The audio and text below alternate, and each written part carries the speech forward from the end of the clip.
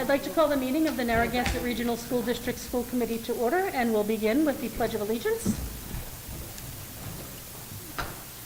I pledge allegiance to the flag of the United States of America and to the republic for which it stands, one nation, under God, indivisible, with liberty and justice for all. I'd like to welcome everybody to the meeting this evening. We have a pretty full agenda with a really great presentation coming up, so I want to thank everybody for attending and tuning in.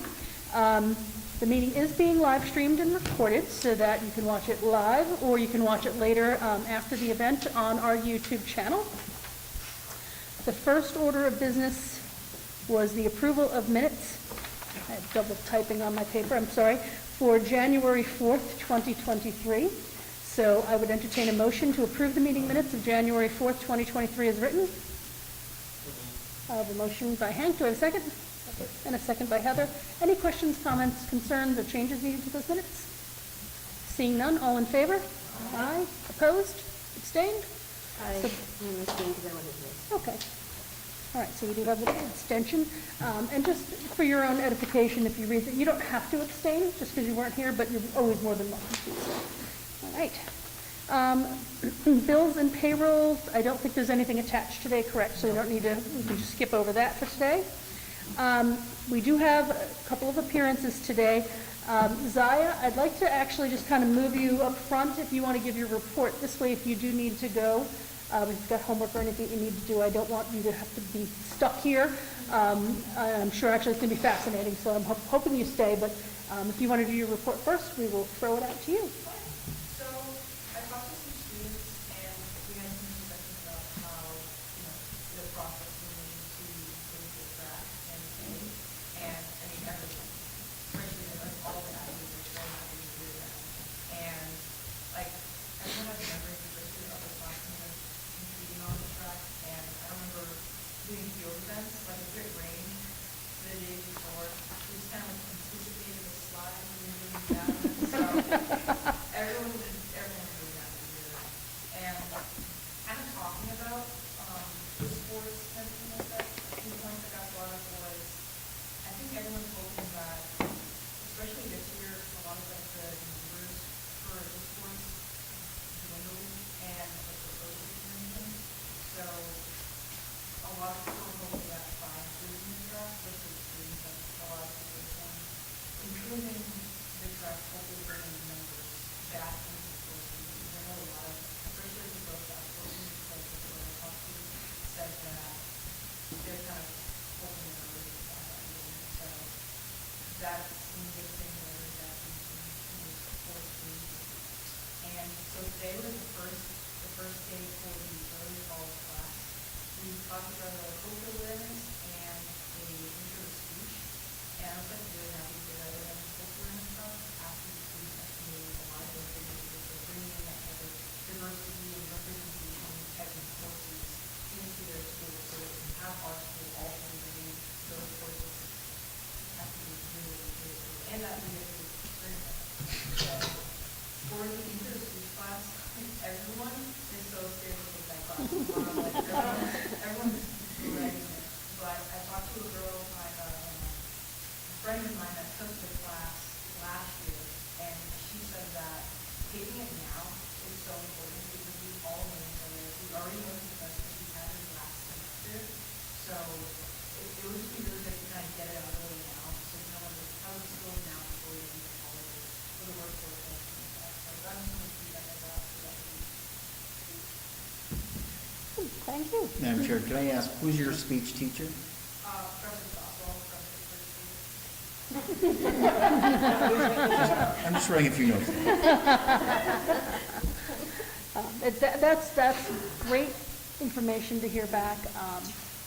I'd have to say that I think you could ask any, not just the students, but anyone in the community who's been into the school or had kids in the school. Our sports fields are, our kids deserve to play on something safe, sound. So it's good to hear that the students are really excited about the improvements that we're going to be making to the football field and then to the track after that. And I'm really looking forward to hearing some feedback about your early college classes. It's interesting being on this committee for 10 years now. I can talk about anything to anybody, but when I started here, speaking in front of some of the auditorium full of people was not as easy, because especially when you start wondering if, do I really know what I'm talking about? And, so I think it's fabulous that you crafted that narrative. You already know the people in the class with you, you're familiar with the professor. It's a great time to work on those skills. So that's great. Good luck. So I'm going to turn it over to Dr. Kazavant to do the introduction of our next guest. Thank you, Madam Or Chair. guests. So as you can see, before I even start the introduction, that we'll have this presentation done via Zoom. Our crack camera person has got this all figured out, and we are going to be all set. So let me just start from the beginning. That early last fall, we applied for a DESI grant that, among other things, was to plan, implement, innovate shared services, regionalization, although not yet appropriate, but where regional services may provide significant savings. Also looking to expand at least our understanding about where we sat, not only financially, but educationally, among two very, I would say, different, but like groups in a sense, that the DART schools, which are districts that financially resemble Narragansett, and our local group, the other schools that we do business with every single day. So we embarked on the RFP process. Quite frankly, we were very lucky that Mr. Mark Abrams of the Abrams Group was awarded the work. But first, before we get started into all that, I wanted to give a little bit of bio. I know that the bios are in your packet, and they, of course, will be available online. I can't read the entire bio for the gentleman, because literally it would take a day and a half, being so accomplished. But I'll do my very best to capture, I think, the the key points. Mr. Mark Abrams, he is the president of the Abrams Group, who teaches, consults, and writes about governmental finance. He possesses a vast knowledge of, and that's my word because it's absolutely true, Massachusetts School Finance and Accountability. He has served and consulted on the Foundation Budget Review Commission, where he worked with the Department of Ed, correlate demographics and cost data in developing the Commission's first report. Among that, he's also assisted several regions develop public awareness workshops of Chapter 70, which I am a proud graduate of, I can tell you, back in the day. He has conducted several regionalization studies, including, a list of districts. He's conducted training sessions on the foundation form and the net school spending for over 20 years. He's assisted many Massachusetts communities analyzing net school spending, including, with many cities are listed. He is a very accomplished man. I don't know that if he dances and sings, but if he did, it would not surprise me. The gentleman who will be assisting Mark is Mr. David King, equally accomplished. Mr. King previously served as the chief fiscal officer for the Waltham Public Schools for 28 years. Trained in government and nonprofit systems analysis, as well as educational finance and administration. Again, his accomplishments are quite impressive. He's assisted Mr. Abrams on several educational management studies such as this, including many districts and cities across the state. He is a certified school business official, and he will, I believe, pick up the second part of the presentation.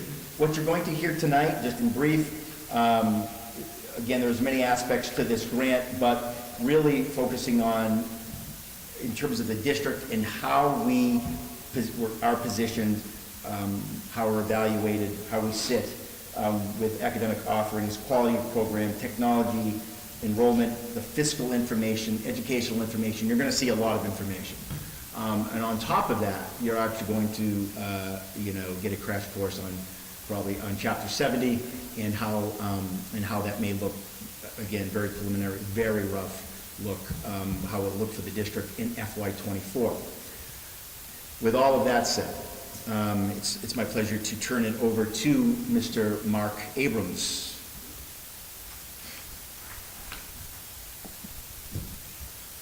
Hopefully you heard. He's muted. Mark, you're muted. You muted yourself, Mark. There we go. Thank you, Chris, and through you, Madam Chair. It's a pleasure to be here tonight. I'm Mark Abrahams, President of the Abrahams Group. With me is David King. You've heard on bio, so I'll get right into it. We're here tonight to present our final report on the study and planning grant that Chris referred to.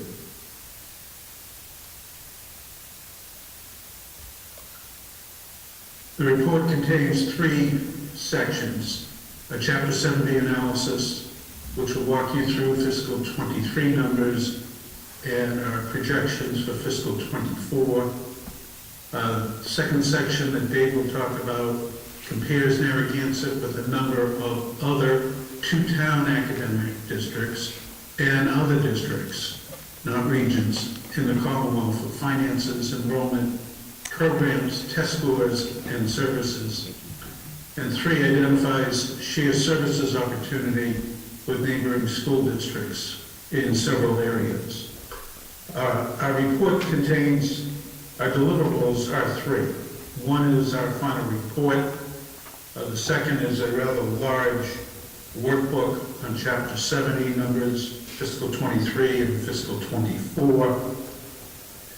And then these slides, which summarize everything and present details. So I'll get right into Part 1, Chapter 70, and we would appreciate it if you would hold your questions till the end. We do have your questions that you submitted to us, and we can address that as we go through this. Whenever I mention Chapter 70, people think of this cartoon. Something that is very difficult to understand. It is clearly the most complex municipal state formula that I have ever seen. We'll try to make that easier for you to understand this evening. The goal of Chapter 70 is simple: to ensure that every district has sufficient resources to meet its foundation budget spending level through an equitable debt combination of local property taxes and state aid. So you'll hear comments tonight about local contributions and local district contributions. That's the local property tax part, and state aid is your Chapter 70 distribution. So the big picture items. Required net school spending. Again, the sum of Chapter 70 and local contributions. Required net school spending has to be greater than or equal to your foundation budget. Foundation budget target of spending. However, a district can spend as much as it wants on education. The state calculates a minimum local contribution based on your wealth factors. And you are spending above that minimum requirement. The following chart shows Narragansett's Chapter 70 trends from inception of the foundation formula through 22. 22 is budgeted. And statewide, net school spending exceeded required by 24%. So this chart summarizes everything, and it's a good visual. This is from DESE. You can see at the bottom the source of the information. So the red on the bottom is your Chapter 78, and you'll see that it's consistently increasing year to year to year over the number of years. The diagonal blue is the foundation budget. Again, a target of spending. It is a formula derived for every district. Every district is calculated in the same way. The dotted line is the required net school spending, and the solid line above is the actual net school spending. This is the statewide totals. And you'll see 28% is the excess of actual net school spending over the requirement. The white here are the contributions, the local contributions. It's not spelled out in any color. And then here is the data that supports all of that. Key points is that the state has lost foundation enrollment to about 4 to 5% over the last 13 years. Foundation enrollment, students that reside in your district and attend a public school, no matter what public school they attend. They are financially the responsibility of the district. Here's Narragansett's slide, and you'll see that Narragansett receives far more state aid than the average that you saw earlier. Why? Because the two towns are not as wealthy as the statewide average, and therefore you as a region are going to receive more state aid than the average district. Again, the red is Chapter 70, diagonal blue is foundation budget. The solid line, the dotted line is required net school spending, and you'll see that your actual is higher than that. And here are the numbers that support that chart. Your foundation enrollment on the left has declined over 300 students in the last 13 years, roughly 20%. And I've summarized the key points over here. Your foundation budget has grown by 1.7 or 13%. Your foundation budget grows even though you've had a foundation enrollment decline, primarily due to inflation. Your local contributions for the two towns increased $2.5 million. Your Chapter 70 decreased $126,000 over that 13-year period. It decreased over that 13-year period.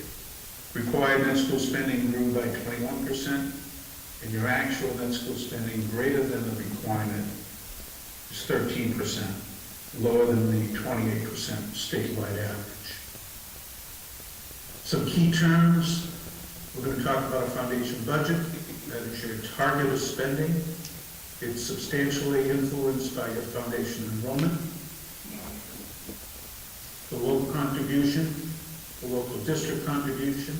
The local contribution is your town-wide contribution for Templeton and Phillipston. And the local district contribution is your portion of that town-wide contribution that goes to the regions to which you belong.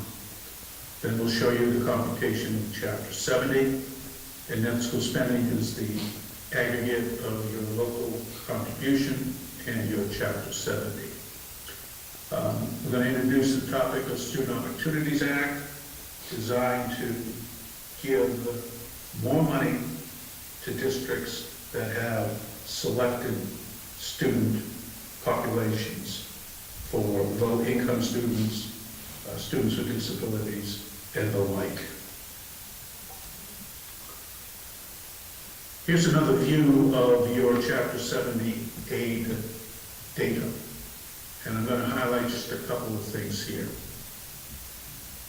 Your Chapter 70 aid increases have been minimum aid since 2013. Look at this consistently. And there was no increase in 21 due to the pandemic. So you've been a minimum aid community receiving basically $30 per foundation aid. That's an increase over the prior year. This has been the historic influence of Chapter 70. Not much. Roughly $38,000 a year. So the state structures Chapter 70 in three major areas. On the left, calculates a foundation budget for each district. In the middle, determines an equitable local contribution requirement based on your wealth of your community, on the theory that you should be paying that which you can afford. Not more than that, not less than that, but what you can afford as a minimum requirement. You could spend more if you want, which you do, but at the minimum, this is what the state is structuring. And then based on that, calculate state aid.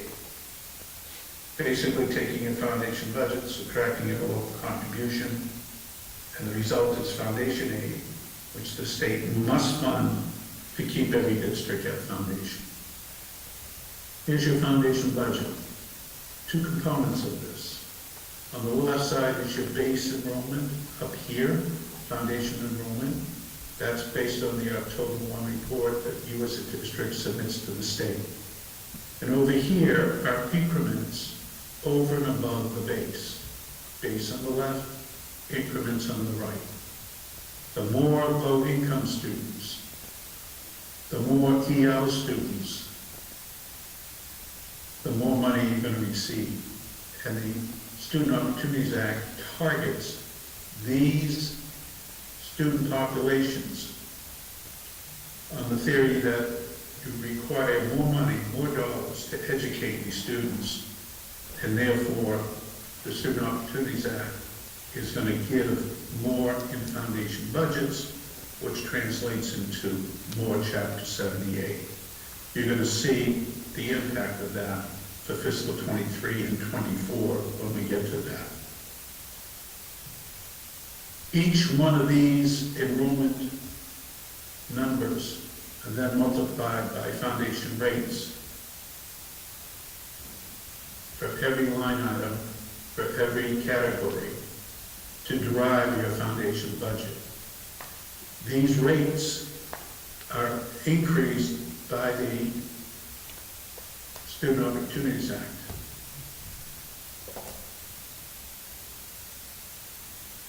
Which that middle paragraph provides a higher foundation budget rate for benefits and fixed charges, guidance and psychological services, sped out-of-district tuition, and more importantly for you, English learners and low-income students.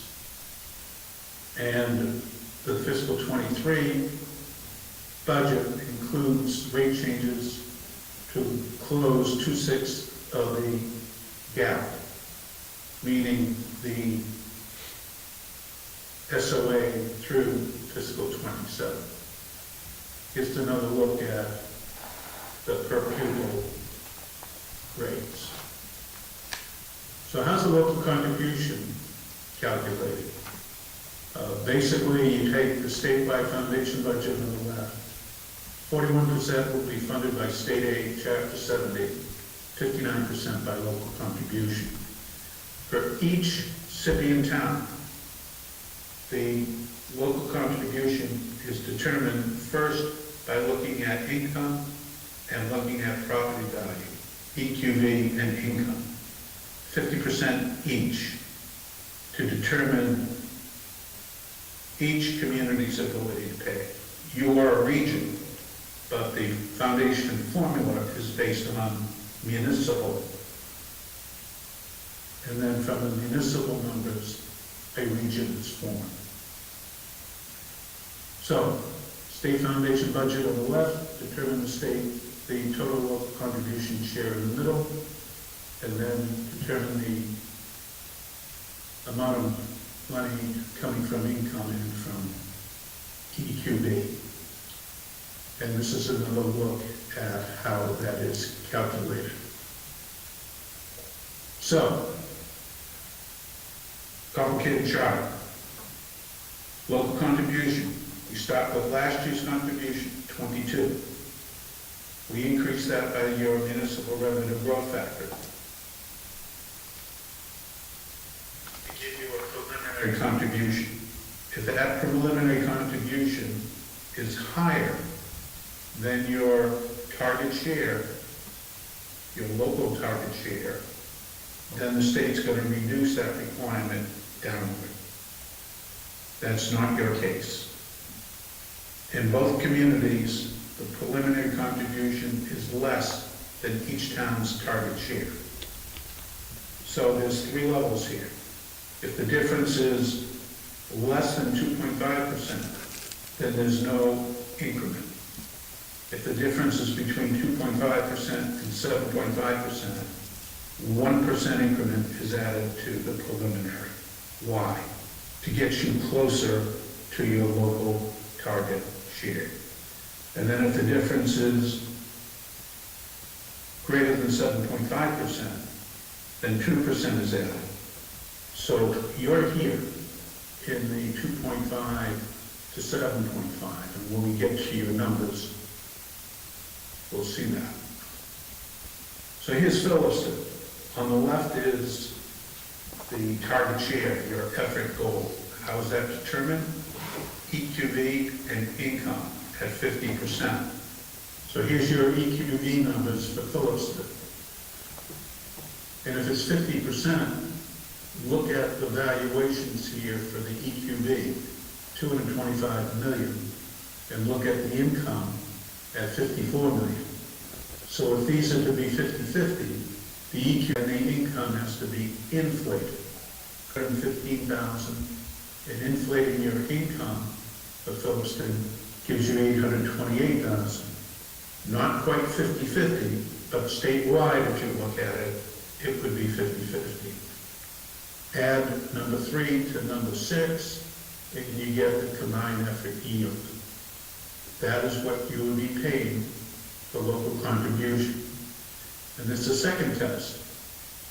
The second test is that every community is going to receive 17.5% of their foundation budget from Chapter 78, no matter how wealthy you are. And so the second test is to take your foundation budget, multiply it by 82.5%, and then you take the lower of that result compared to the combined effort yield.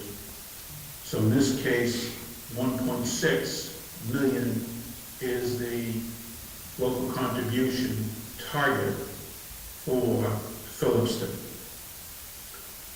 And then we divide that number by the foundation budget to get your target local share for Phillipston, 57%, and your target aid share, 42%, and that adds up to 100. So keep this target local share in mind, because that is one of your questions that you submitted.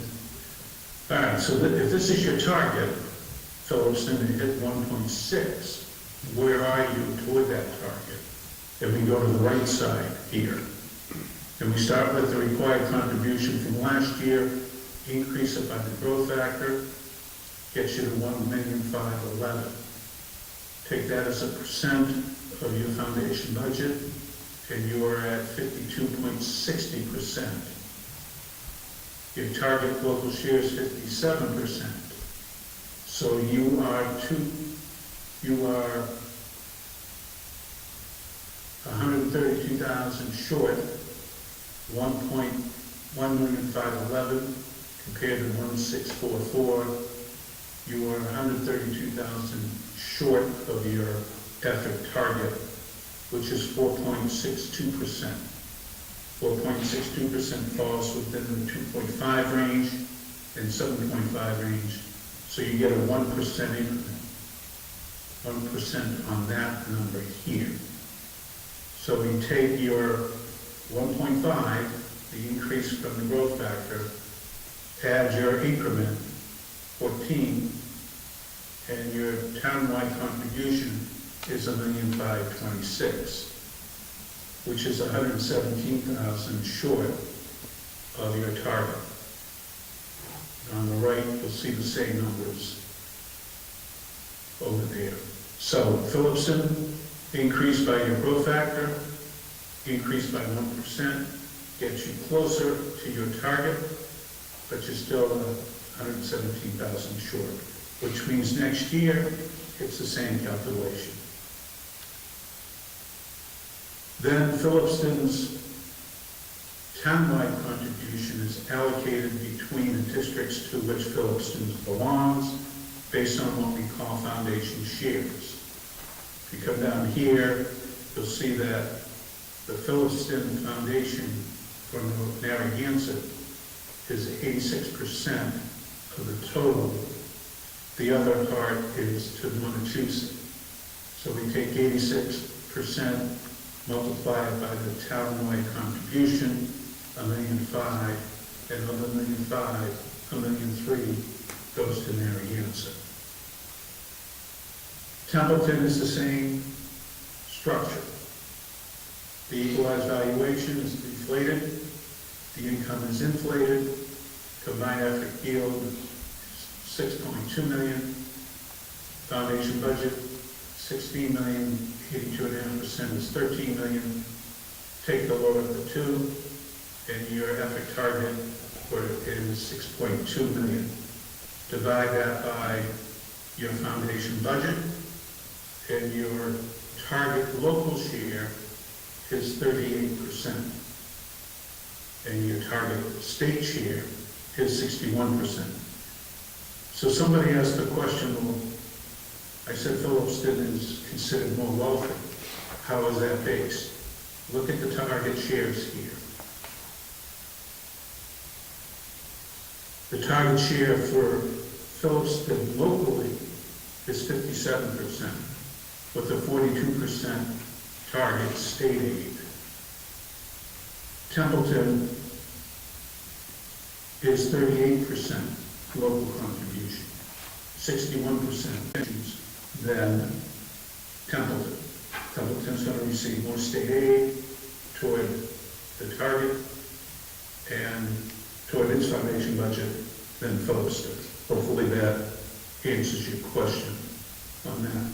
Then Templeton's townwide contribution is allocated based on foundation shares. 4.9%, 4.9 million goes to Narragansett, 570,000 goes to Massachusetts. How does that all fit into Chapter 70? Start with last year's base aid, 22, 9.9 million. Take the foundation budget from the foundation budget worksheet, 16.9 million. Subtract the two required district contributions. That's the townwide contribution that's been allocated. Total 6.3 million. Subtract the 6.3 million from the 16.9 million, and your foundation aid has to be 10,000,006.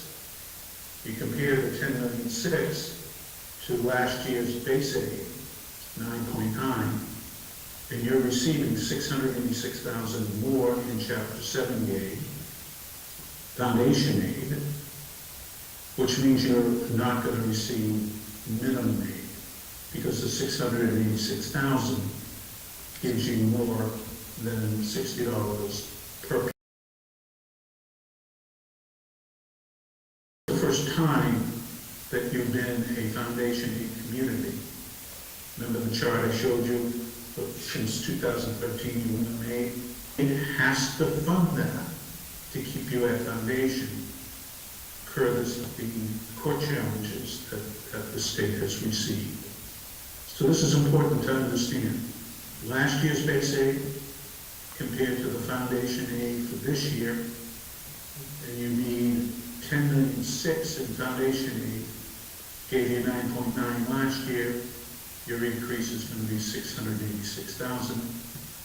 9.9 plus 686 gives you the 10,675,000. And over here on the right, Narragansett became a foundation aid community for the first time in fiscal 23. And then here's a summary that compares fiscal 23 to fiscal 22. And you'll see again the increase in Chapter 78, almost 7%. You'll see increases in foundation enrollment, foundation budget, required local district contributions, etc. And this is important. You had an increase in foundation enrollment. That's the primary driver of why you received more Chapter 78, plus your EL kids and your low-income kids. So this is good news, moving out of minimum aid district into a foundation aid district. The question is that going to continue? We'll get to that in a minute.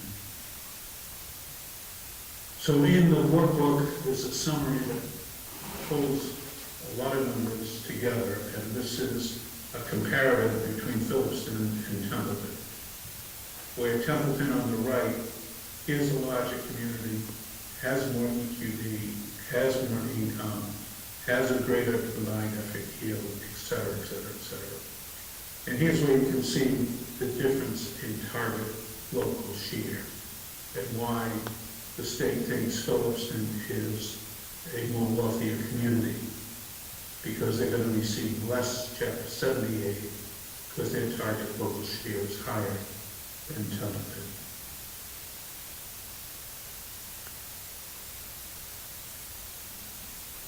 And there's some more data here, but in summary, on fiscal 23, the two towns are very similar with respect to fiscal 23 final Chapter 70 numbers, despite the fact that Templeton is the larger community with more EQ. On this page is the straight numbers.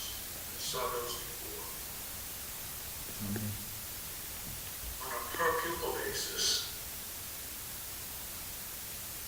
first, the target age share, Phillipston, 42%, Templeton, 61%.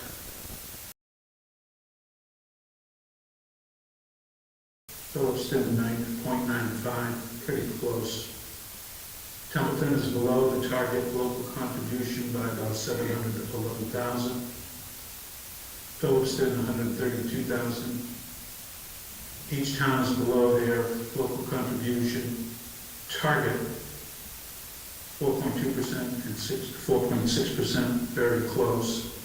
Each town receives a 1% increment to their growth factor. Templeton shortfall is 657,000. Phillipston's, that 2.1 million is wrong. I'll get that correct number. Templeton's townwide local contribution, 5.5, Phillipston, 1.5. But look at it on a per pupil basis. Templeton's local contribution in Narragansett per pupil, 12,193. Phillipston, 12,677. Foundation budget per pupil, Templeton, 14,7. Phillipston, 15,3. Their local target share, and on a per pupil foundation enrollment basis, the local contributions are quite similar. So, what can we say about fiscal 24? About 6 weeks ago, DESI came out with guidance for districts to project fiscal 24. Why? Because the governor's budget normally out the third week in January, which would be next week. For a new governor, it comes out the first week in March. So, DESI gave everyone some guidance. And they cautioned everyone because many of the variables that we just saw are frozen to fiscal 23. Why? Because the new numbers aren't available yet. So EQV, income, growth factor, and others are held constant to 23. So I call these informed guesstimates. And the actual results, when we get the fiscal 24 numbers in March, will vary. So Chris put together a first cut of his foundation enrollment projections. The base enrollment for each school, and then the increment above the base. We then multiplied the foundation base and the increment enrollments by the DESI's fiscal 24 foundation rates, which they provided to every community. That gave us a fiscal 24 foundation budget estimate. And then we increased the 23 local contributions by the 23 growth factors, checked to see if an increment would be added, and allocated the local contributions to the regions to which the towns belong with the fiscal 23 foundation shares, and then we projected fiscal 24. And all that is documented in our workbook. So, take our 23 base aid, 10.6, take your new fiscal 24 foundation budget, 17.8. Take your required contributions that we increased, and now your foundation aid is 11.1, or 503,000 more than your fiscal 23 base aid. No minimum aid, because now you are a foundation aid community. And I think Chris and I would agree that this is a conservative estimate of Chapter 70 aid for fiscal 24. And thus we conclude you're going to continue to be a foundation aid community in fiscal 24. Again, good news. But candidly, I think Chris and I believe you're going to get more than the 503,000. We just want to be conservative on that projection. But for the second year in a row, 23 and projected for 24, foundation aid district. But keep in mind all the caveats that we mentioned, and the actual results will vary. And then looking at fiscal 24 is projected to be a fiscal 23, over 500,000 in new Chapter 78, almost 5%. Foundation enrollment, all that has been projected, and keep in mind the caveats on that. So summarizing Chapter 7,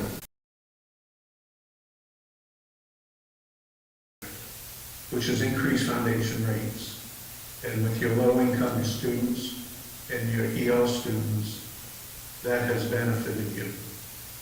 So you've seen the foundation enrollment growth, over 40 students each year after many years of decline. And that's important to understand, and that's a good sign. The combination of foundation enrollment growth and increased foundation rates, base rates, and particularly the incremental rates, results in a much higher foundation budget. Both towns are below their target share, and will see increases in their local contributions. And finally, Narragansett became a foundation aid community. And we project that will continue. Dave, or do we want to take questions on Chapter 70 at this point, Chris? Madam Chair? Does anyone have any specific questions, or do you just need time to take it all in? All right, I think we can move on, and then, yeah. If you can hear me, I think you can, Mark. We'll just move along. No? There we go. Sorry, Mark. They waiving their ability to waive, or right to waive questions at this point in time. We'll go on to the next section, please. Okay. So the next two sections, Dave King will present. Dave, just tell me when you want me to move the slide. Yes. The first section here is a comparison of Narragansett with 14 other communities. I see the list here. Some of them are neighboring districts, central Mass districts. A lot of them are in a state statistical list called ARC. So we went through, with the superintendent, we went through a larger list of districts, and now we found that these 15, including Narragansett, we're comparing several, 25 actually statistics. Next.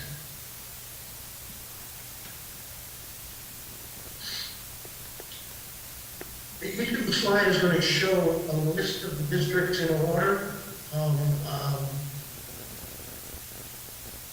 their ranking for the particular statistic. This is total enrollment of each of the school districts. For instance, in this one, Gardner has the lowest, as you can see, is third from the bottom. On the right is a bar graph showing those statistics in comparison. The green, the other districts, the blue bar is Narragansett. Next, this is percentage of economically disadvantaged students. We have added in here the state average. State average is 37%. On the bar graph, the state average is represented by red line. And as you can see, Narragansett at 32% is pretty much in the middle, but trending towards the bottom for economically disadvantaged students. Percentage of students with disabilities. The state average is 19, Narragansett is also 19, and in the ranking, Narragansett again is in the middle, but trending towards the higher level. Next, percentage of English learners. This is category used to be called English language learners. It can shorten to EL. In that group here, state average is 10% of the students are EL students. Narragansett actually has no EL students according to base statistics. And several of the other districts, as you can see, we're comparing with also equal EL students. Next. Percentage first language, not English. This slide is actually an error. It's kind of overwritten by some other statistics. So, but the correct numbers are state average for first language non-English students is 23% of the population. Narragansett's percentage is 1%. Quabbin is also 1%.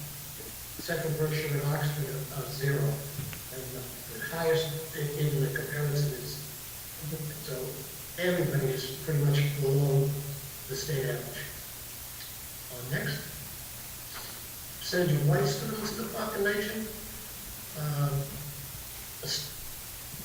The state average is 57%. Narragansett is at 88%, as you can see. All of the districts are comparing with all of the state average. Narragansett falls in the middle of the group 50. Next, percentage Hispanic and Latino. Again, the state average is 22. Narragansett is 8%, considerably below the state average, but in the middle of the pack over the 15. Next, we're now going on to finances. After the first group is demographics, private finances now expenditures for the district. So these are as each of the districts submits their financial data to the Department of Elementary and Secondary Education. As you can see, the state average is $18,522 per pupil. Narragansett's average is $14,744 pupil, considerably below the state average and third from the bottom of the comparative district. Next.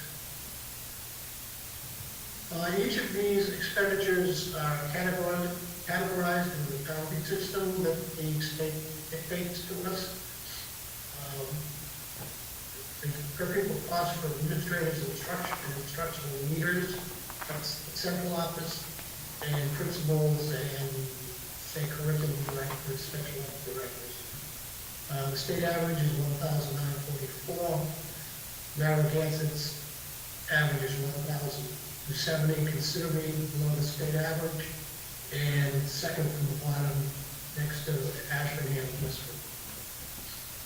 Next, Next category is teacher expenditures, for pupil expenditures for teachers.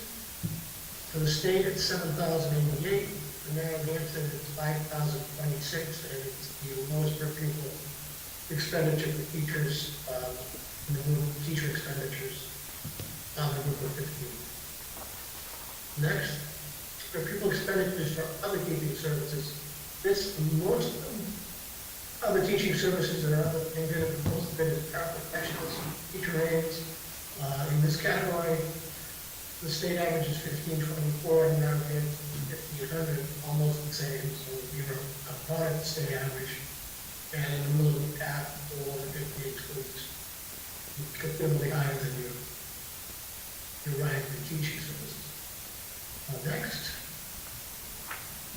for pupil expenditures for operation and maintenance, the state average is 1475, and average is 1614. So there are several percentage points above the state average and under the upper range of the other of the 15 districts. Next, relative wealth.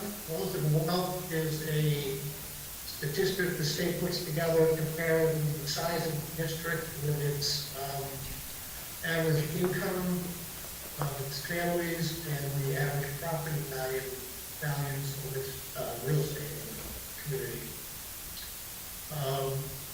Narragansett is at 40%, again, towards the bottom, north from the bottom in the group, and significantly less than Westbrook is at the top.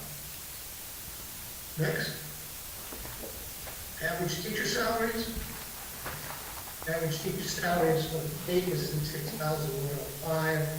Narragansett is at 67,651. Substantially below the state average and at the bottom of the 50 excluded trucks. Next. And this is getting into the numbers that Mark was talking about, the Chapter 70 and net school spending numbers. As Mark indicated, most districts spend more than the required level. The state average is 14% above the required level. Narragansett is 11.3%, very close to the state average and in the middle of the pack for the group.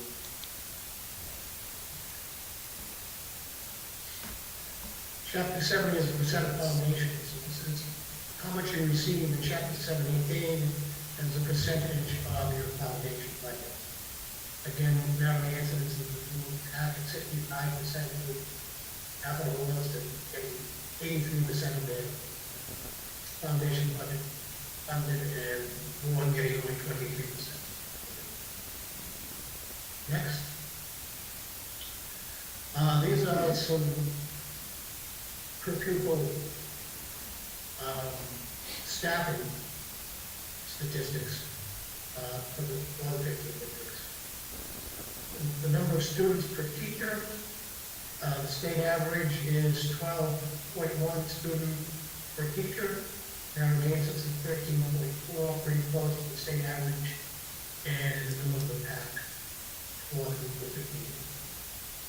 Next.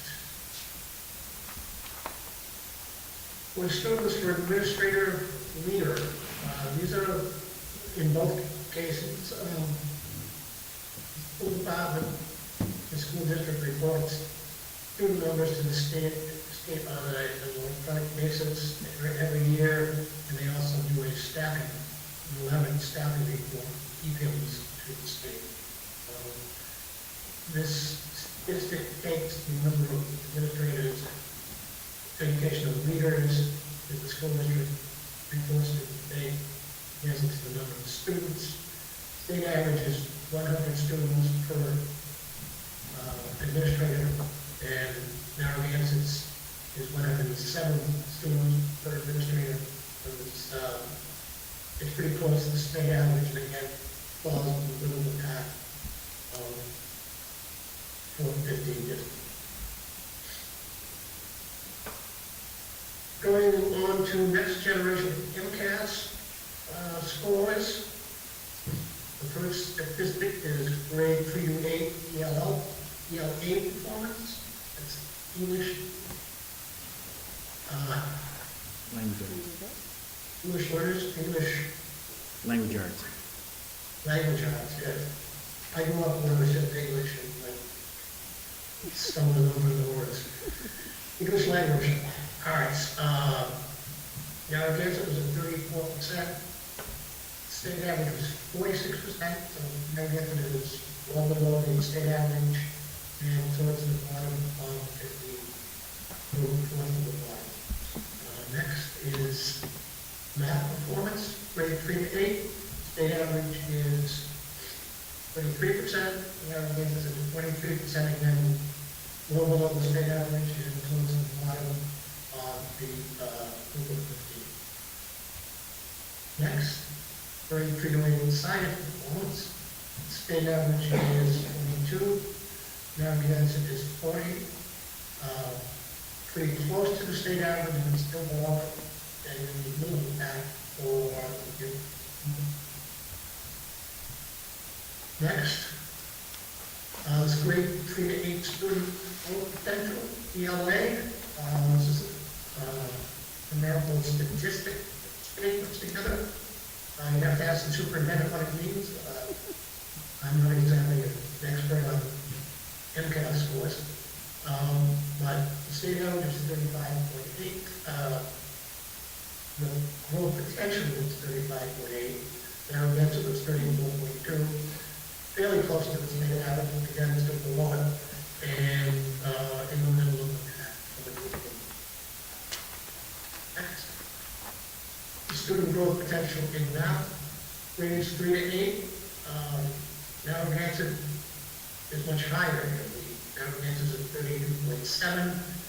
New state is at 30.4, so Narragansett is about the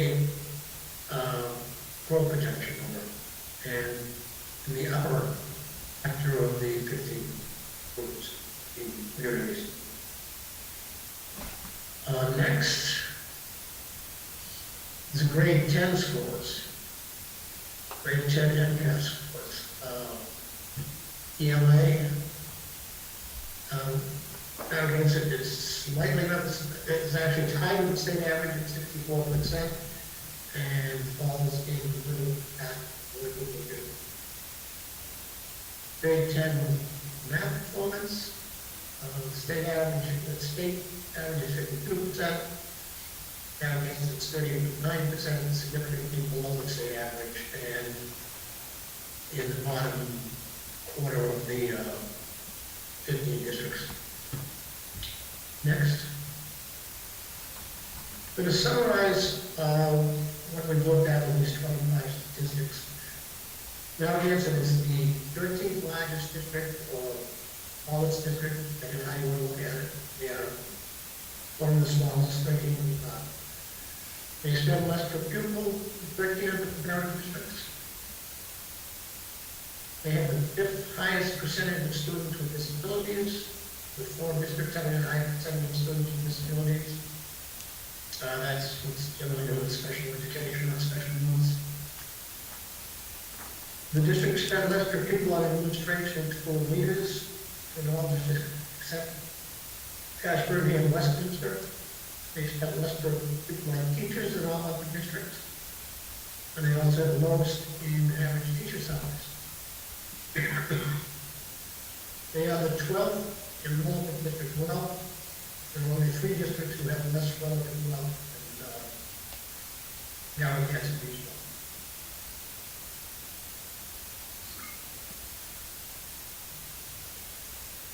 Statewide, the average district spent 40% more than the required net school spending.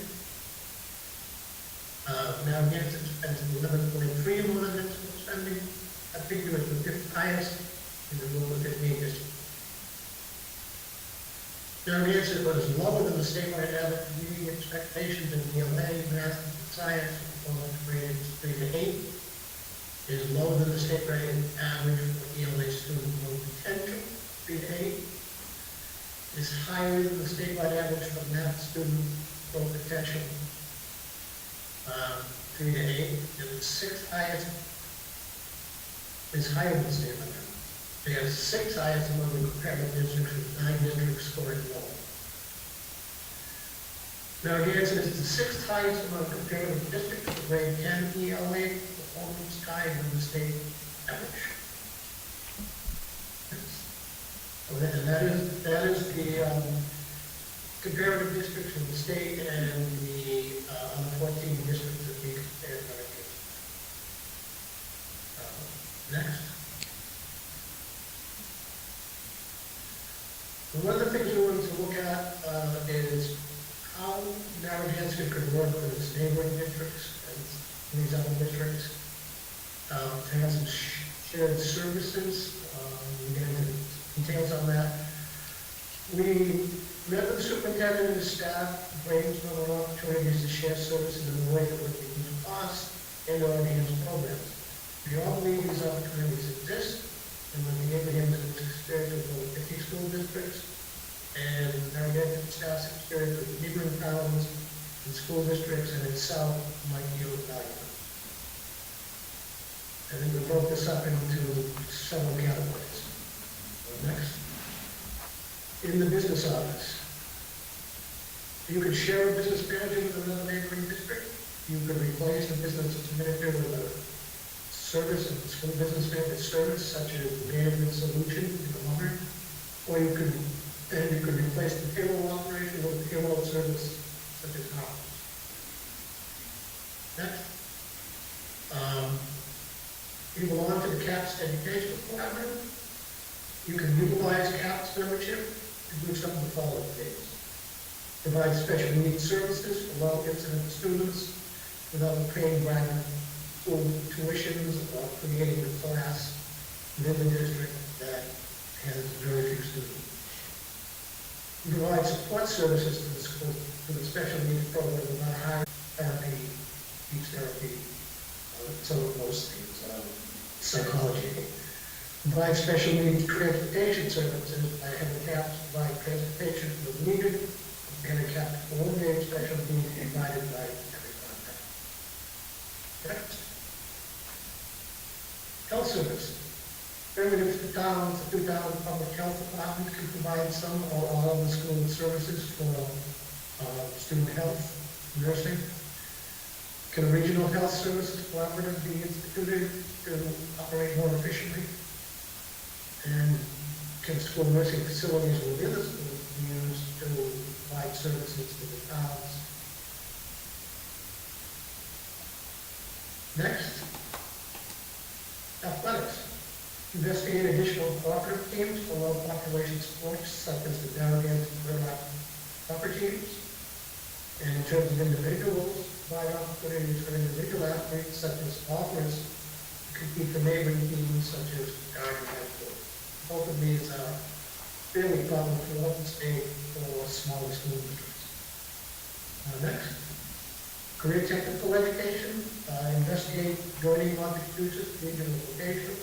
It could be expensive, but it's old school that could provide CTE education to those students who are looking for that kind of education. Through the, Next, food service.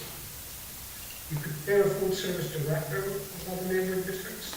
We've seen that done in cases of Ipswich. Collaborate with other districts for bidding contracted food services, such as the Citizens Culinary Group or Sodexo. Form a regional cooperative for bidding food supplies. Next. Transportation.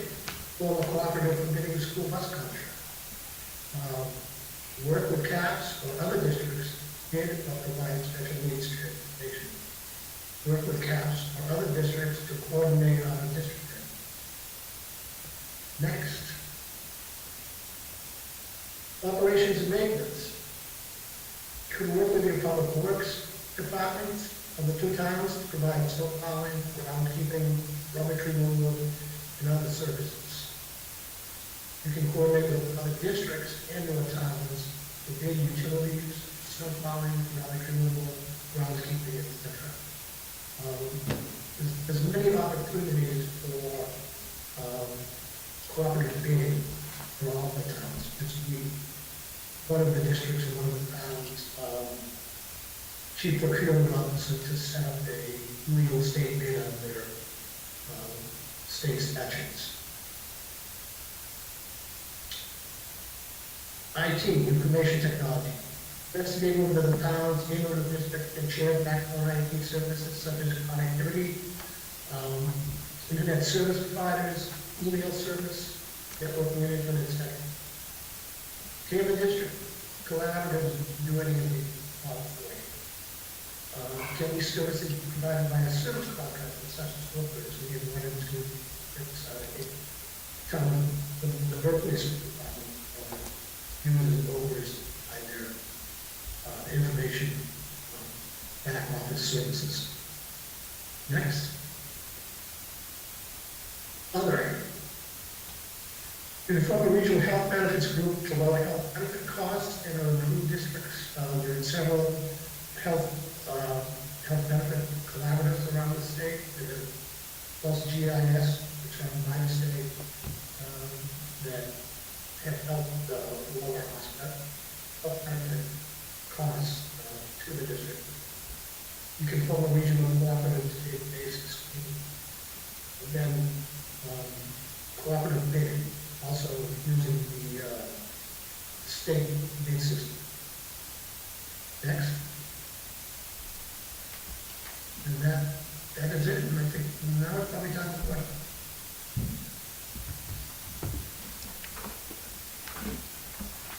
So I know that there were a couple of questions. I can't pull them up because I would lose everything. So I believe then the districts, right? So you saw certainly some financial markers that would indicate, a low-income district, right? And MCAS scores, or just in general, academics. And I believe, and hopefully, Jen, I'm doing you justice with that interpretation. I would say that I think the research is fairly sound, that districts who are have high low income students, or just in general impoverished, don't do as well on standardized tests, MCAS, et cetera, than wealthier districts. A lot of that has to do with being prepared every day to learn. And maybe not having to worry about where you're going to have breakfast or lunch. You just have to focus on the fact that you just have to go to school. Also, that comes down to services.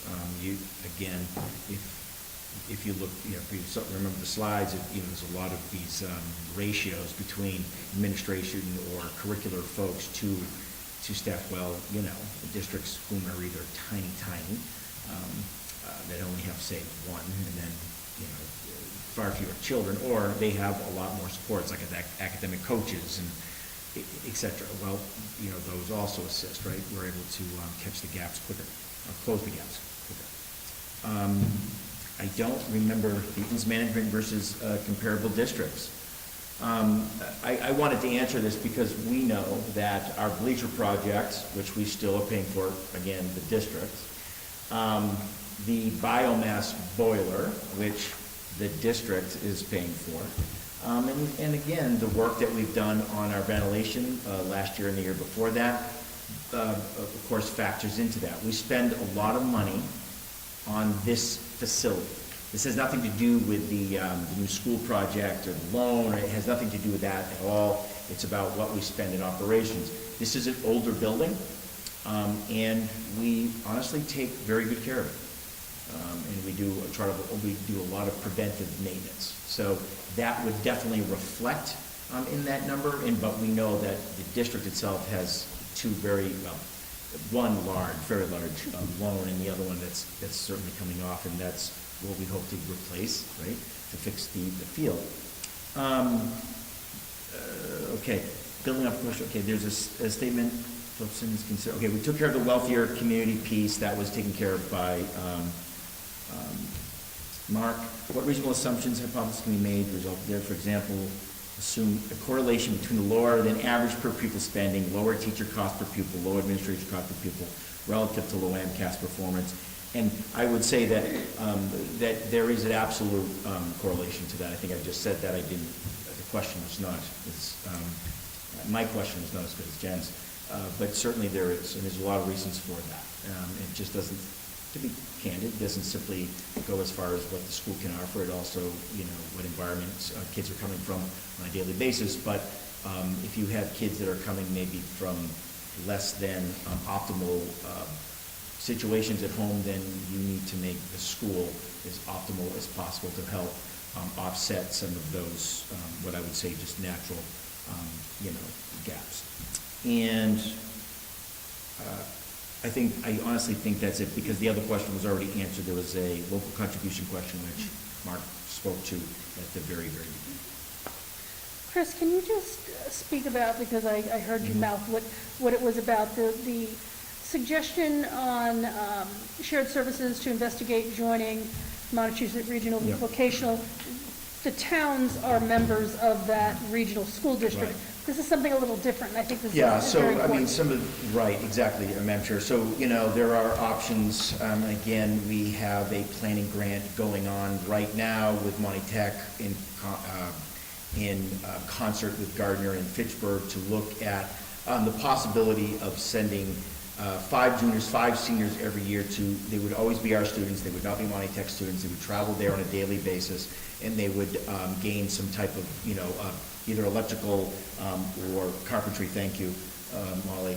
And again, they wouldn't get the full experience, but it would put them on a path that would help them once they graduated high school, that they could continue their quest in those 2 areas.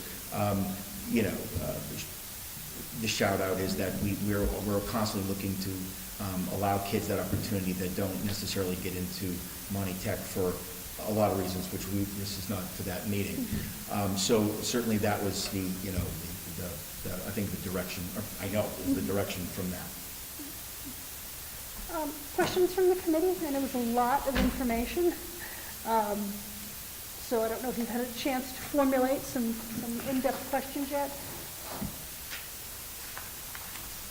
I just want to make a comment. So thank you, Mark and David, for putting this together for us. It is a wealth of information, and your presentation of it was in a very thoughtful manner to help try and piece some of these things together, because we've made a lot of statements about what we believe and what we think based on the data we see, and now you've kind of consolidated all of that together to allow us to have this data to speak directly to about what we spend, how we spend it, where our focus is, and how that relates to the student performance. Because I think, Jen's question and how Chris responded to some of her points there has to be, there's no way there can't be a correlation between what you spend and the results that you see from your kids. So it's really nice that you've laid this out for us, so we appreciate the diligence that you took in putting this together and having this feedback for us. Again, any questions at this point from the committee? It's a lot of information, and just, for you, Mark and David, we have a lot of new committee members who this is really one of their first deep dives into Chapter 70. So I want to maybe just say we may have some questions coming back for you that if Dr. Casavant and Ms. Geister can't answer for us, based on when we've had a little chance to become more familiar with the data. And I really appreciate the time that you took trying to look at FY24. I think my biggest complaint, for the years I've been on this committee has been we can never look past today because we never have a look at what that is. So having your expertise help us put that together is invaluable, so I appreciate that. And I'm looking at Hank, who's been here much longer than me. It's kind of nice to have a little feeling of where we might be next year instead of, inciting panic for either no reason or a lot of reason. If there is nothing, Madam Chair, I'll bid them adieu and thank you, and Mark, certainly, and Dave, thank you very much, and we'll be in touch at some point, but thank you for your presentation. Thank Well, you. thank you for allowing us to help you. Right. Okay. Thank you. Thank you. Take care. Yep. I don't know how we go on after that. Well, I think, Madam Chair. There's a lot. You know, it's impossible to honestly take that on. Take that, I think, if you've never heard about Chapter 70 before, and you're still kind of just going, whoosh. What did you hear? Well, you heard that before, we were just a minimum, minimum aid district. We're getting $40,000 above and beyond what we received the year prior. And that had everything to do with the fact that foundationally, we did not have the number of students to really, balance with the money we were receiving. SOA, which people kind of forgot because of COVID, right? It was the change to the formula. There's nothing, that's what the SOA is, right? To those areas of need. And last year, our numbers absolutely increased in those areas. And so that is where we saw the increase this year, right? For this year, what we think we know is that we know that we've seen an increase in our foundation. We have more kids, and unfortunately, we have a higher number of low-income students. We know that. That I can tell you, right? Those reports are in, those are verified, and we know these things. So how that will play with the formula is to be determined. Obviously we don't know, but we know that we're going to receive, again, we're not going to receive the minimum.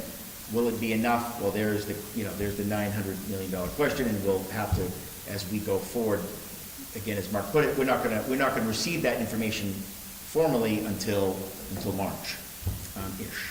So, that's where we sit. In terms of how we sit financially, you saw that. Those are graphs. Those are easy to see. The MCAS scores, I do say with a bit of kind of, warning, is that those were from FY22. I don't believe, again, everyone had to take the MCAS under the same constraints that we did, but those numbers have, traditionally been higher. But again, where we sit against those districts, we would probably be in the same ballpark. So I think that's where we're at this point in time, but certainly can answer any questions on the basics for sure. Just a couple of observations, key takeaways, looking at these numbers, especially with budget season looming. Expenditures for in-district per pupil. The state average is $18,522. We spend $14,744. Again, it's easy to make a correlation to the money you spend and the performance of your students. So I really think that is a key number. And when we look at the foundation budget and our expenses over foundation, what we spend over foundation, that on 14% over foundation is the state average, and we only spend 11.3 over foundation.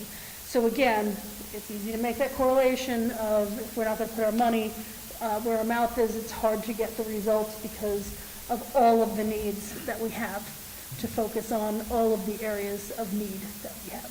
So I found it was a great layout here to look at and drive that point home, as I said, as we head into budget season. And I would also add that for a small district, we do a lot, and we offer a lot, quite frankly. We won't go into all that now, but certainly at the high school level with early college, potentially this program with Monty Tech, the early college Monty Tech, and again, I think that we've had it so long, but we forget about Project Lead the Way in terms of the STEM initiative that we have in this district. There are a lot of districts who are far better off than we are that do not offer these programs, and that's, again, we talked about BIMAS today, about, making sure that we are really taking the pulse or the temperature of our kids in terms of the social, well-being, their social emotional well-being. We have districts contacting us now saying, hey, we'd really like to understand this better, and can you help us? So the fact of the matter is that we've been, with a lot of help, and a lot of, certainly far brighter than I, have done an excellent job with peeling away things that we may not necessarily need, and really focusing on the things that we do need, and what we value. So, that's a credit to all the folks that work, and, teachers, the staff, everyone. So I think that's the takeaway, that a slide is not going to be able to offer, quite frankly. But Madam Chair, that's. Yep. Okay.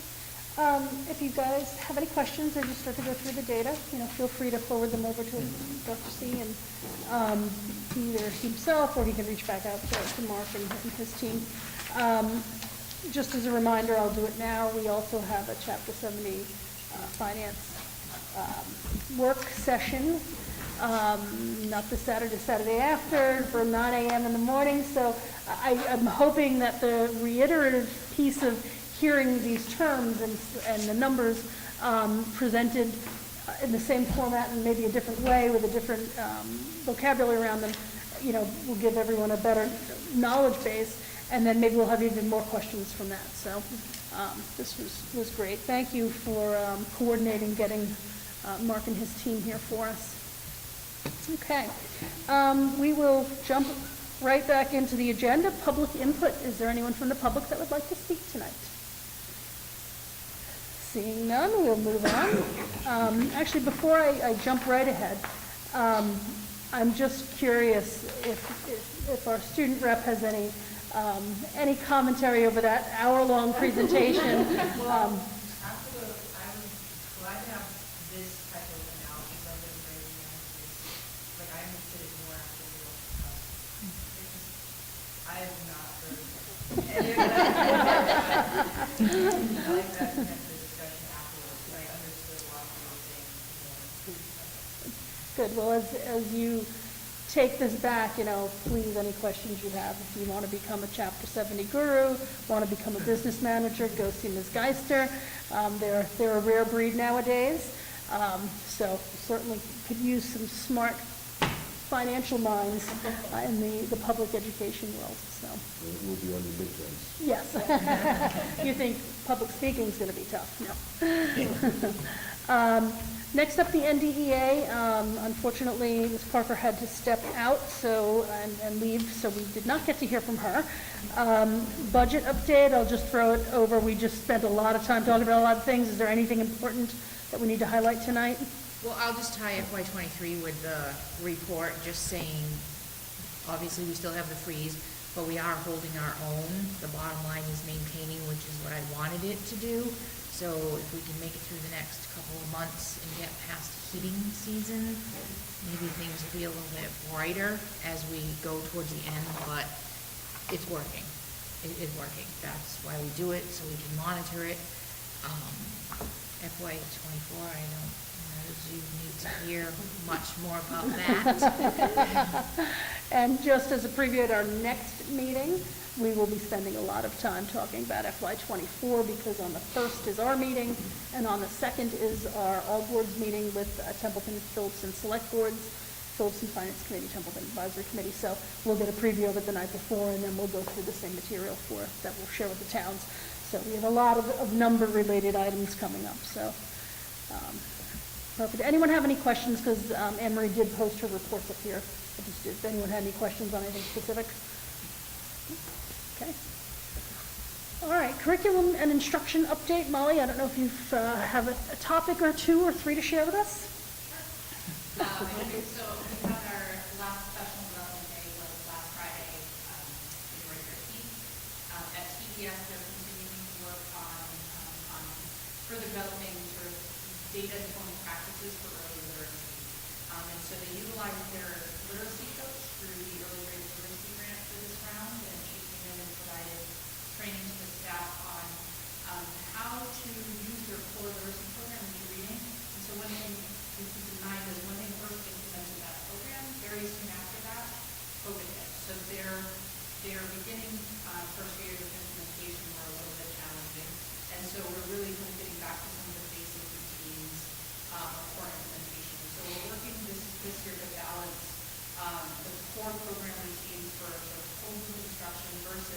where are there opportunities in their literacy block to really use data to do small group or targeted instruction, different from their intervention block or WIN block, where they have additional support staff. So how do we do that during our 90-minute literacy block, and then also have some additional supports for intervention during WIN, which is the way so that was really exciting for the teachers. They had some time to plan and really dive into their implementation program with their grade level during that phase.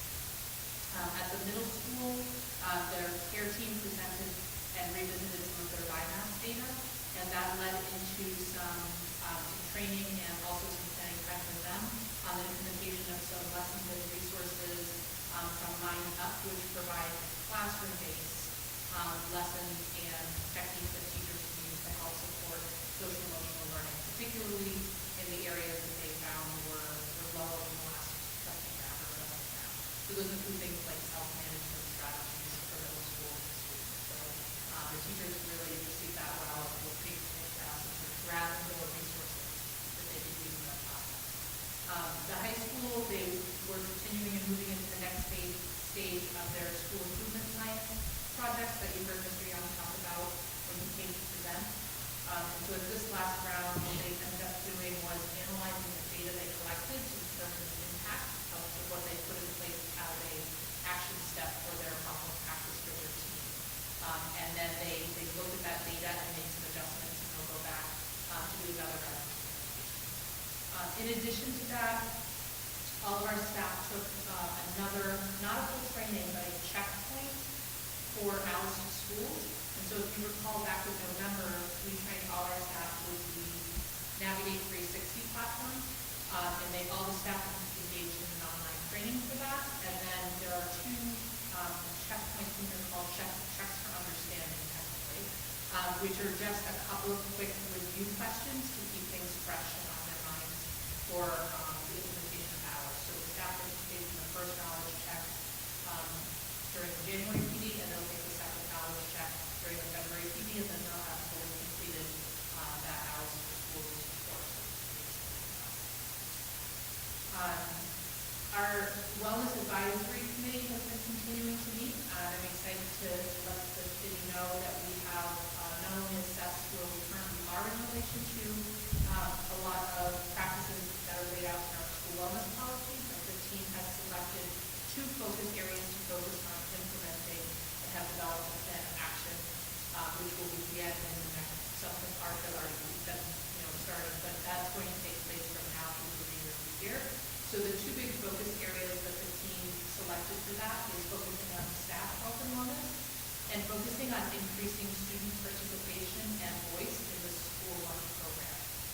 So specifically in that area, the kitchen staff in the secondary cafeteria only. So we're going to focus this sort of small to develop some systems and structures.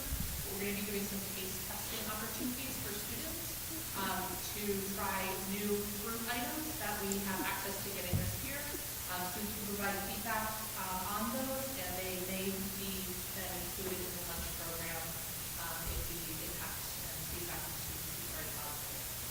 We're also looking to do some pop-up taste testing that may be more main course meals that could be options with our current vendors for next school year as well. So our teaching staff is going to be working with some of those starting in Sounds fun. Let us know the dates to come in.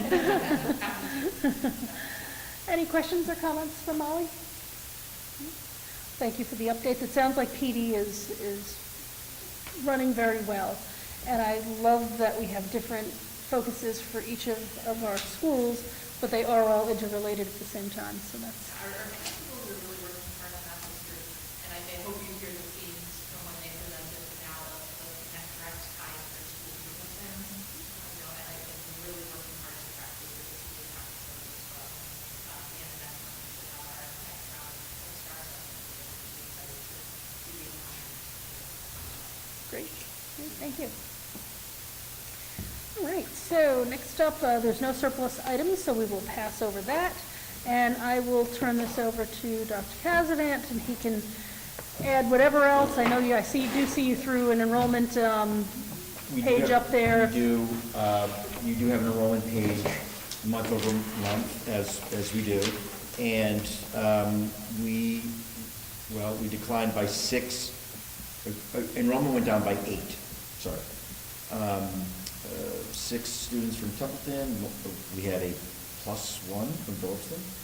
3 school choice left us, district totals net is -8 from month over month. As I told you, it literally is different today, literally today. So it changes all the time. It's just a way to see kind of, how we progress. We're still have a lot of kids. That hasn't changed. And as a matter of fact, I believe we're receiving 4 brand-new students this week, so that'll go up by 4. So that's what I mean. It is completely, it just changes all the time. I do want to say one quick thing. As someone who's had to listen to this type of thing before, when folks maybe recommend that your job isn't important enough to have, I want to point out that one of the recommendations, that I did have to laugh, I did chuckle a bit, for, just get rid of the business manager and we'll just farm it out. As I understand that that's what they do, again, that this wasn't really part of their report to look so in-depth. That would be the next one if there was ever another one. But the fact of the matter is that that organization does not, by the way, take care of busing, manage the food services, manage the maintenance department, et cetera, et cetera, et cetera, et cetera. It's laughable to me because they would come in, they would do your books, they'd do your end of year report, and they would leave. There's a local district that also went the same route, and it did not fare well because people were not on site. You have to be on site to do this type of work. I want to make sure I say that out loud. It wasn't polite of me to laugh at Anne Marie, but I did. I laughed. So, but I will say to you that the other thing about payroll, again, in a small district like ours, the payroll person has 2 other jobs. So payroll comes in and they do payroll. Payroll is easy when you just have to do payroll, but our payroll person also does the all of the state reporting, HR stuff. I appreciate the I guess the advice, but it doesn't work in a district that you have to wear 5 different hats on any given day. So I wanted to make sure I said that for the record. And I think you could add several of those suggestions, which actually I find it refreshing that someone comes to the table with a suggestion and we go, we did look at that. So I feel like, we really have done our due diligence. Food services. I mean, we've looked at that how many times over the years? We did busing. Yeah, when- busing, We did yeah. look at We busing. were part of, Yeah, remember we that were little? when Dr. Yeah. Casvan was Yeah. in Gardner and I was Yep. here, Yep. we were combined, but what Yep. happened is we got so big that only one bus company had the power to bid on us. So in order to get better pricing, we had to break up again. The first year it worked. The First first year year it worked great. worked. The first year it worked great. The second year, not so much. And so we've done a lot of these things. We appreciate that. We appreciate the advice, the insurance thing. Anyway, I just wanted to make sure that I absolutely, make sure I'd say that those are great, suggestions when you only have onesies. That's not what small districts do. That's not what we do. And so, again, that fell on deaf ears as far as I'm concerned. But, Anything else that you want to report out on? I want to say the Harlem Wizards are coming February 2nd. Buy your ticket. We'll be in a meeting here at committee, but the tri-board meeting, but definitely buy your ticket. It's going to be a big, big thing. Staff versus the Wizards. My money is on the staff. We've got some ringers. We do. We have some. We have people whose names are on that 1,000-point banners. And I'm just simply saying that I think we're going to win. So, but come out and see if I'm wrong. So it's a great opportunity. It's just a fun thing to do, most likely on a cold February night. All right, tonight we actually have an item that was not reasonably anticipated within the 48 hours for our agenda. We have a copier lease that we need to discuss and then vote on so that we can sign it and move forward. I'm going to turn it over to Anne Marie just to give us an update of where we are with our copiers, which is like the 70s, I think. So our current copiers are 6 years old. There's been a couple of them that have been updated, but the majority of them are 6 years old. And if any of you know people in the schools, not many of the fleet have been working, so it's been very frustrating for the teachers and staff to do it. So we approached our current company and said, hey, we're calling every day, what can you do for us? So we decided to look at a lease, and this document here, for the same price that we're paying now, we can get all brand new copiers across the board, and it doesn't cost us any more. It's actually like $13 cheaper, I think, a month than what we're paying currently. So it would be brand new. It's a 5-year lease. We're hoping to sign it, like, hopefully it'll be like starting February 1st. Who knows when the actual, like, the start date will depend on when the equipment can actually get here, but the sooner we can get the paperwork, the sooner they can put the order in. So it's a 5-year lease, same price as we're paying now, and it would be all new machines across the board. So we're So- pretty excited. Yes. It's a smile. She doesn't smile often. Very excited for this. So since we don't have the actual contract in front of us, what I would entertain is a motion to give conditional approval to sign the contract based upon the final paperwork coming in and matching up to what we see in front of us, so that we know that what we're voting on is what we're actually going to sign. So I would entertain that motion if someone would like to make it. So moved. So I have a motion by Heather. Do I have a second? Second. And I have a second from Danielle, or Shauna, sorry. Wasn't looking that way. Any questions or comments on the lease? No, I'm very excited. I think there's a lot of people that curse all the hands over there. Yes. I think that we probably spent far too much time trying to make copies, and this is going to be great. So without further ado, all in favor say aye. Aye. Abstain, opposed? So that was unanimous. So once we get the paperwork, just let me know and I will come in and sign it. Actually, I don't even think you need to. Oh, I perfect. think that he can Just the take care of vote? it for That you. awesome? Yep. With the vote, Okay. yeah. I know they changed some stuff with leases, so Yep. that's good. Okay. School committee comments. What do we have from the committee today? I'm looking, Heather, I know you got something to say. I had a lot of fun this morning at Templeton Elementary. The PTO was able to help bring in the Drawbridge Puppet Theater from Lunenburg. They did a marionette show of the Little Red Riding Hood, and today was day 1. We conclude tomorrow, day 2. Day 1, 4th graders were able to attend, and it was very well received. They were very engaged in the story, which I knew they would be engaged in the question and answer session after, because the puppeteers actually have a mechanism to fold their stage down and show them the inner workings. And they showed them the puppets, and they showed them how the lights work. And I knew they would be engaged by the questions, but it was really cute watching them listen to this rendition and their reactions to it, and their gasps and their, it was wonderful, and their questions were, as always, so wonderful and insightful. Tomorrow's day 2 with second and third, that was K through 3, 2 grades at a time are taking turns. And we haven't totally let preschool out. Their schedule didn't really lend itself to them coming, so we actually were able to get video copies of the performances, and they can watch it with their students at their leisure. So they will be getting their files tomorrow. That's fun. Yep.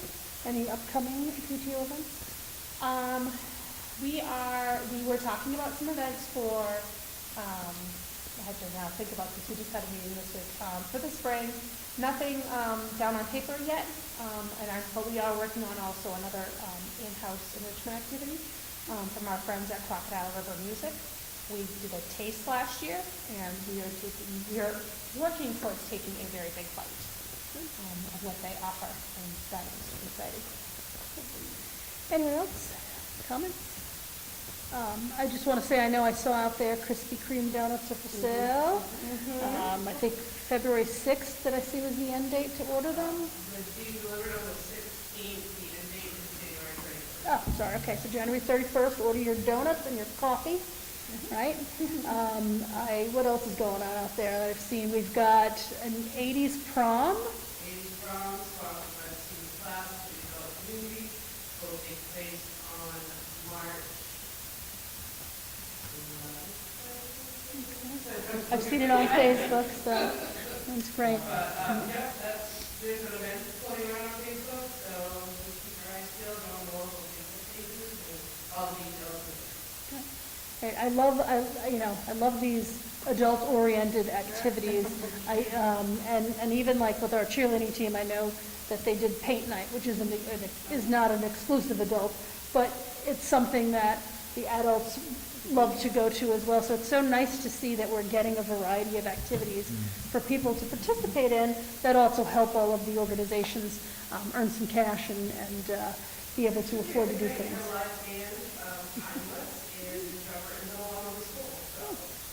Very nice, great. All right, anybody else have anything to say? Okay, so we will move on, subcommittee reports. I believe the academic subcommittee reported out last time. We don't meet again until a couple of weeks. Administrative, I don't know if you guys had a chance to meet yet. Okay, so February they meet. Finance and budget, we met yesterday. Talked a lot about the same stuff that was delivered today, so we won't spend a lot of time on that. Facilities, anything new? No? Okay. I think you met before. Yeah. We put it out You last did, time. yes. That's right, you met right before the meeting, so yep. Policy, we meet next week, so we'll have an update after that. Long-term planning meets next week as well, so that will be done. There was not any correspondence that we had new. On here, though, we had the property inquiry, and I don't know if, Dr. Kazan, you've had any success reaching out to the gentleman about these. I have not, and that's, we really got buried with just getting this report together, and I was going to do it yesterday, and I did not, so Susan's fault. So Susan will remind me to make that call tomorrow, and if she doesn't, then I'll report her to the report. Okay, all right. So we'll keep it on here for next time we meet, and if we have an update, we'll get one. And again, just a reminder for everybody, our next meeting is February 1st, so 2 weeks from today, 5:30 right here. Saturday the 28th, we're meeting at 9 a.m. in the central office for a finance workshop. And on February 2nd at 5:30 in the library, we will have our all-board meeting. So that's what's coming up. We do not need executive session for this evening, so we're going to pass over that. And with that said, I would entertain a motion. So moved. Hank is motioning to adjourn. Do I have a second? I mean, everyone wants to stay, I know. We have a second by Jeff. All in favor? Aye. I would like to thank everyone for attending, and this meeting is now officially adjourned.